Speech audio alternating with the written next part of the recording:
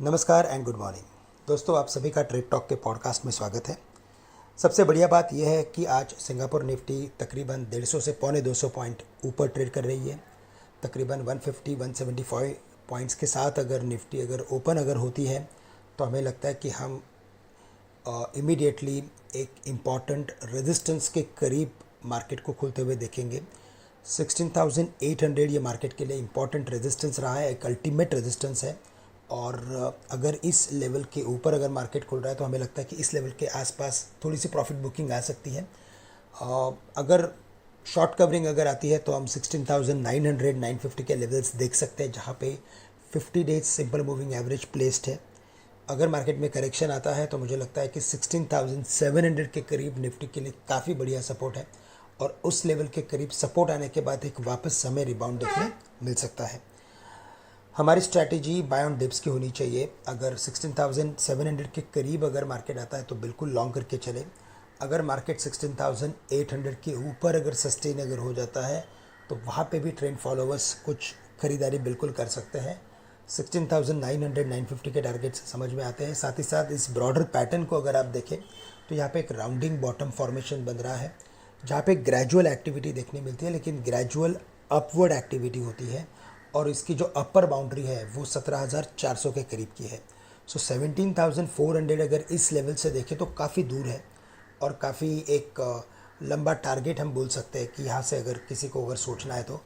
But formation अगर है तो चांसेस है कि हम शायद 17,400 के लेवल्स को भी छू सकते हैं, लेकिन वेरी शॉर्ट टर्म में 16,900 950 एक इम्पॉर्टेंट रेजिस्टेंस रहेगा। 17,000 भी हो सकता है रेजिस्टेंस, क्योंकि वो साइकोलॉजिकल लेवल है। इवेंचुअली 17,000 के भी ऊपर अगर मार्केट ने अगर डिसिसिव क्लोजिंग अगर कर ली, और अगर यहाँ पे अगर हमने कुछ और की फैक्टर्स में अगर कोई बड़ा टर्न अराउंड अगर देख लिया, तो हमें लगता है कि फिर मार्केट एक बार 17,400 के लेवल्स बिल्कुल दिखा सकता है। की फैक्टर्स की अगर बात करें तो world markets, specially US markets अगर आप देखें तो कल के दिन में यूएस मार्केट्स ने प्रीवियस डेज के लो को, यानी कि वेडनेसडेज के लो को ब्रेक करने के बावजूद पॉजिटिव क्लोजिंग की है। तकरीबन ड्यूरिंग द डे 700 पॉइंट्स की हमने रैली देखी यूएस मार्केट्स में, और डेज के हाईएस्ट पॉइंट पे जाके क्लोज हुआ है। ये काफ़ी पॉजिटिव इंडिकेशन है for other markets in the world, और इसी वजह से हमें लगता है कि सिंगापुर निफ्टी जो है वो तकरीबन 150 से पौने 200 पॉइंट ऊपर ट्रेड कर रही है। बैंक निफ्टी की अगर बात करें तो यहाँ पे भी हमने एक अच्छा खासा आउट परफॉर्मेंस देखा था इनिशियली। पिछले 2-3 दिनों से अंडर परफॉर्मेंस है, लेकिन करंटली अगर आप बैंक निफ्टी को देखें तो वो 50 डीएमए के काफ़ी नज़दीक आ चुकी है, और वहाँ पे 35,750 पे इसमें एक रेजिस्टेंस बन रहा है। आज हमें लगता है कि गैप अप ओपनिंग के बाद हम शायद 36,000 के लेवल्स देखेंगे, बट अगर आज की क्लोजिंग 35,000 को मैनेज करते हुए, 35,800 को मैनेज करते हुए अगर 36,000 प्लस की अगर आ जाती है तो 36,500 से लेकर 36,750 के भी लेवल्स हम देख सकते हैं। और इसी वजह से हमें लगता है कि यहाँ पे भी परफॉर्मेंस है। Nifty IT index already important levels को छू के रिबाउंड कर चुका है, तो ये जो 2-4 बड़े बड़े कंपोनेंट्स है उसे अगर फॉलो करें तो हमें लगता है कि मार्केट में तेज़ी बन सकती है।